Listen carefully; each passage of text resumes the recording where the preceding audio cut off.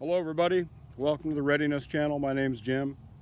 I created this channel with the goal in mind that I could combine my years of experience as a first responder coupled with the years of experience as embracing the prepper lifestyle and help you become prepared.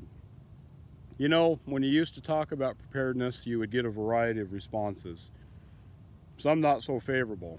But after 2020, we've got a different mindset. I think a lot of people have woke up to the fact that anything can happen.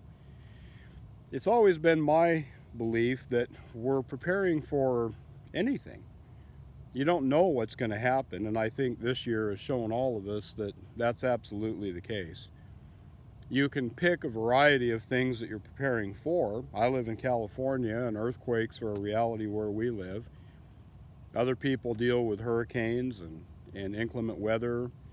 There's always the idea of power outages and a whole vast variety of things, but it can seem maybe a bit overwhelming to somebody that doesn't have time to devote to this whole idea of what could happen to me and how do I prepare. Today's video, we're going to start with building a working pantry. I feel that that's an easy obtainable goal for just about anyone to do, and it shouldn't be something that is daunting or so challenging to you that you just give up trying. Let's talk about pantries in the prepper home. There's a working pantry, which is what we're going to start doing in just a few minutes today. That basically is foods that you like to eat and will rotate through on a daily basis in your home, and you add depth to it where you have a value of time built into your pantry. How long that is and how much you want to build is entirely up to you. You may start out at a minimum of having a week's worth of food. After you've accomplished that, you may decide that, well, 2 weeks would be better, and so on. There are people that go up to a year or more. There are people that have 2 weeks. The idea is, let's just get started doing something. I think we all saw the grocery store shelves this year and realized that we're not guaranteed groceries to be at our fingertips at any given time. America relies on what's widely known as a just-in-time delivery system. And basically that means that stores run a leaner inventory. They don't have a large, vast supply of groceries in the back. And they have trucks that deliver continuously to keep that resupplied. Well, we see what can happen when a glitch is thrown into that system, when you throw a wrench into the gears of the just-in-time delivery system. Then we'll talk about a mid-range pantry and long-term food storage in later videos as a follow-up. This channel's model is plan, prepare, and practice. It's my goal to take these ideas that I give you and show you practical ways to plan, to get prepared, and then we're going to practice. We're going to use some of these foods and make recipes in a tough situation, maybe a power outage, or you're not able to get to the grocery store, possibly your cooking equipment and utensils are down. I believe that by doing those three things, it will make you better prepared. So climb aboard. We're going to learn about food and water storage. We're going to learn about tools and equipment, some first aid practices, and we're even going to do a little bit of homesteading that you can do also right where you live. Okay, let's start taking the first steps to building your emergency food storage plan. Canned foods are arguably one of the foundational items to start building any emergency pantry with. They are affordable, widely available, have a long shelf life, are available in a variety of products that allow you to buy and store the foods and items that you prefer. I like to build my canned storage by having a variety of foods like canned meats, beans, soups, sauces, vegetables, and fruits. Having these necessary food groups in your canned storage allows you to combine canned foods with other goods like rices and pasta to have a more flexibility in your eating options. Okay, now that you've decided to add a stock of canned foods to your home and you want to build a rotating working pantry, where do you do it and how do we get started? Next, we'll talk about organization and storage considerations. I've often seen people storing canned foods in their garage in my area. We typically reach triple-digit temperatures in the summertime, and doing this will severely shorten the storage life of any foods and ensure spoilage and other problems. Store your canned foods in a climate-controlled room, such as indoors, and avoid extreme temperatures and moisture problems. Okay, now let's talk about some organization. I've often heard statements like, "I don't have any place to put that stuff in my house," when talking about emergency preparedness, but in reality, it's far too important of a topic for you not to get squared away with and just give up so easily. For the purpose of this video, I cleaned out a small standard kitchen pantry cabinet that you see in front of you to show you what an absolute minimum can be accomplished by just a little rearranging. The small space was occupied by miscellaneous cooking tools and equipment, along with some extra dishes and things like that. By putting up a shelf in my garage, I was easily able to move those items out of this space, put them outdoors, and then that made indoor space where I can store canned foods available. This allows me to see at a cursory glance what needs to be resupplied, and to follow the first in and first out principle of food storage. That simply means that I push the oldest foods to the front of the line, and new items that I'm restocking go to the back of the line. By doing this, you ensure you are safely rotating through your canned foods in a way that oldest foods are consumed first before the newer foods. Manage and maintain your working inventory at your pantry at all times. By organizing like this, you can see what you have and make sure that you keep your pantry constantly resupplied to maintain the inventory that you originally designated and built. The idea isn't to buy a bunch of canned goods and then consume them where you just have a few items left. What you want to do is, as you're using these foods and rotating through them, constantly keep them resupplied and stocked, and that way when the emergency switch gets thrown one day, you're not left in a bad situation. You have a pantry that's ready to go. Okay, let's just do a little recap. It's important to organize your canned food storage. Our little demo pantry here gives you an example of what can be done at a minimum. The emphasis of today's video isn't to try to impress a veterano prepper out there and by showing you a large room full of my year's worth of goods and foods to eat. The idea of this video is to help inspire beginning preppers or people that just want to start getting prepared, how you can do it in a little space with minimal investment. The pantry that you see before you, you can always store a lot of other canned foods under a bed or any other place you have in your room, and then you can rotate that auxiliary storage into this pantry as you go. For those of you that maybe have enough space, time, and money to do something on a bigger scale than this, perfect. There are many products on the market today, Thrive Life shelves and other items like that, that allow you to just buy pre-made shelving that will allow your canned foods to be stocked and rolled down to the first in, first out system. There are videos available where you can build your own shelf like that, and a whole host of things. This pantry that I'm showing you here is just, again, to encourage you to start doing something, no matter how small of a budget or how much space challenges you have. Okay, here's some more ideas for your working pantry with an emphasis on emergency preparedness. The gold standard of any prepper food storage is going to be white rice and pinto beans. I place the emphasis on white rice because it stores for a long time under the ideal conditions. Brown rice, however, does not. It has an oil in its content that can go rancid, so it's not a first choice for long-term food storage. Pastas, some instant oatmeals that you may like. Cornmeal, I think, is something that is really overlooked. These hash browns in the cartons I find very useful. You can open the carton up and fill it to the line in there with boiling water, close it up, let it sit for the specified time, And basically you have cooked potatoes. If you desire, you can throw them in a skillet with some oil and brown them some if you prefer that. These envelopes of mashed potatoes are very handy to have around. If you like mashed potatoes, I've also used them for other dishes as well. Having said that, I've discovered this box of dried potato flakes is a better value in my opinion, just due to the fact that I can buy a large box of it for $2 and change. And I think these envelopes are up to about $1 a piece now. We're going to discuss in a later video how to take this kind of product and package it for longer term food storage. Of course, scalloped potatoes in boxes, these types of things are handy to have around. And I'm going to show you today, when we get to our practice portion of the video at the end, how you can use these in a way that just might surprise you. Okay, we've acquired our canned goods. We've got them organized.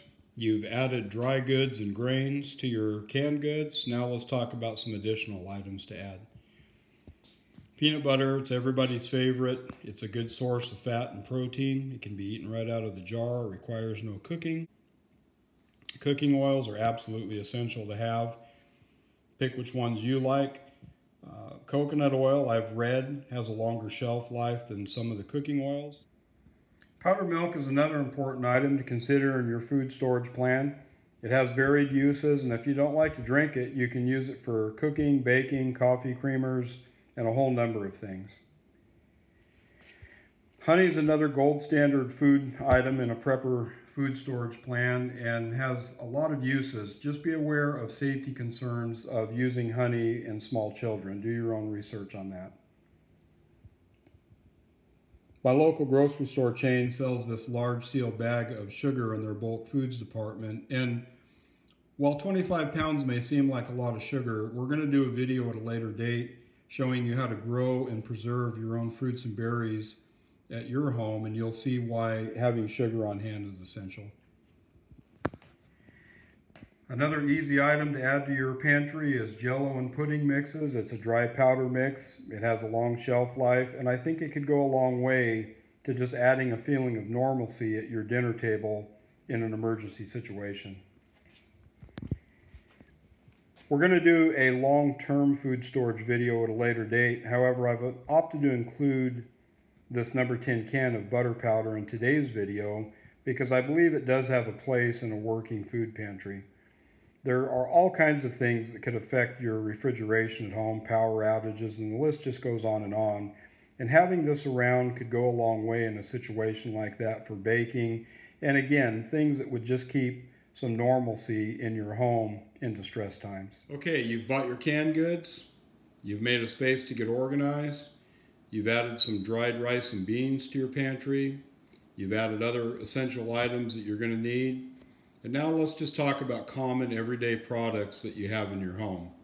It's become my habit during grocery shopping that we will add an extra to just everyday use items. Ketchup, mustard, mayos, different sauces, things like that you like to eat. Just get in the habit of adding backups to your everyday shopping, and you'll find over time that you're starting to build more depth to your working pantry. Some other good items to have around are these dried powdered drink mixes. They have electrolyte packets now that you can find just about anywhere. We're talking about emergency food storage, and let's be honest, when you're talking about sitting on a big package of rice and pinto beans, that could get pretty boring pretty quick. So I think at this stage, it's important for you to stop and think about what kind of seasonings and different flavorings would you like to have around to where you can make a variety of things out of those simple products. Some of you may have noticed, as we talked about canned goods earlier and looked over a small canned goods pantry, that I stock a lot of individual ingredients versus pre-made foods in a can. I do that on purpose because I like the variety and the flexibility that it gives me to make different things out of my food stores. With some dried rice and beans and different canned goods and a lot of different seasonings and sauces, you can do a whole lot of different things with it, and it would go a long way to help you from hitting a plateau of what's called food fatigue. If you were eating just plain rice and beans day in and day out, it would get old pretty quick. These bouillon packages and bottles of powder and cubes are priceless to have, in my opinion, if you were to reach that point where you were digging into food stores and eating it on a daily basis. Your dried onions, garlics, these types of things, they store a long time, they're cheap, they're found anywhere. Don't forget basic everyday needs: cornstarches, salad dressings, sauces, powdered cheeses. Multivitamins are important to think about. And your basic condiments that you eat every day. You don't think about them much now because they're just always in the fridge or somewhere in your home, until you reach in there one day and discover that it maybe's gone bad or the bottle's empty and you have to run to the store and get some. Well, as we've learned this year, that may not be so easy at some point. Things like this can be found in stores. A basic cheese sauce in a packet, but it sure comes in handy once again when you're trying to make something tasty out of just some basic dry ingredients. Most kids love macaroni and cheese. It's easily made with this. You can make rice and cheese, maybe with some frozen broccoli and these types of things. It just gives you greater flexibility again on what you can make out of these simple ingredients that we've just gone over today's video. Here's a neat product that I think is definitely worth getting a spotlight over. It's very affordable. It's a dried bean, 15 bean soup package that has its own flavoring packet. This can be prepared just as it is, or if you have some ham, hamburger, sausage, these kinds of things around your home, you can add to it, and you can have a very tasty meal that'll feed a lot of people for very little money. Okay, I think I would be remiss if I didn't at least touch on your refrigerator and freezer goods in this video. I'm not going to go through an exhaustive list of everything in them. That would be, I think, redundant. We all have refrigerators and freezers at our homes, and you have things in there that you like, but something to think about is these frozen packages of vegetables and maybe some berries. These come in real handy for making smoothies. I make soups out of different frozen vegetables and spinach during the winter time. Keep your refrigerator and your freezer well stocked with things that you and your family like to eat, and in combination with your working pantry that you've now built, you're going to find that you're well on your way to being better prepared in an emergency situation. Okay, some last items to think about in your working pantry: flour, baking powders, and soda to bake breads and other items. If you're interested in canning, be sure to hit that subscribe button. We're going to cover more of that at a later date. We can fruits and things that we grow in our backyard throughout the year. Canning jars, pectin, sugar are some items needed for canning. A lot of you may know that canning jars are at a premium right now and a little difficult to find. It's another reminder of why it's good to prepare and have some of these items on hand in your own home so that you're not left out when other panic buying and emergency problems arise. Okay, let's move on to our prep and cook segment. We're going to have a little bit of fun with just a few basic ingredients that we have in our working pantry. Okay, it's a cold fall night and you're eating out of our food stores and you've decided you want some hot potato soup. I'm going to show you how you can do that with a few of your ingredients. Take one of your boxes of au gratin or scalloped potatoes and break them up a little bit in the box. I've got some boiling water here. It doesn't matter how much, just how much soup you want to make. I'm going to pour those in there and we're going to let them get softened up. It's going to take a few minutes and then we'll come back and finish the soup. Okay, our dehydrated potato slices are now softened up. We're going to take our flavoring packet out of the same box. We're going to dump that into the soup. Give that a little stir. And now it's just a matter of simply adding either a packet of mashed potato mix like we discussed before. You can also use, if you've bought the bigger box, you can get that going in there too. We're going to use this packet right now.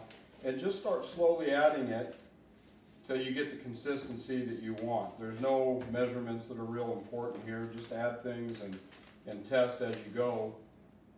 Be careful with these potato powders and potato flakes because they absorb a lot more liquid than you think in the beginning. Starting to come together here, nice and soupy. This is going to be perfect on a night like tonight. We've got a storm coming in our area. It's getting colder. It just so happens for this amount of water that I had in here that envelope was exactly what we needed to make the right consistency of soup. Now, we talked earlier about our freezer and stocking vegetables and those kind of items. What would be perfect in our soup now would be taking some of our frozen broccoli. We're just going to dump that right in there too. And there you go. That'll heat that up. And before you know it, we'll have some delicious hot potato, cheese, and broccoli soup to eat on a cold fall evening. Let's give it a taste test. Man, I'm telling you, that's good stuff. You probably noticed that we didn't discuss any water in this particular video. There's a reason for that. Water is such an important topic that I want to dedicate an entire video just to that. And that will be coming up next. So stay tuned, subscribe to the channel, hit the like button if you like this video. We've got a lot of stuff to learn and discuss in future videos, and I just hope that you were able to gain something useful out of this one today.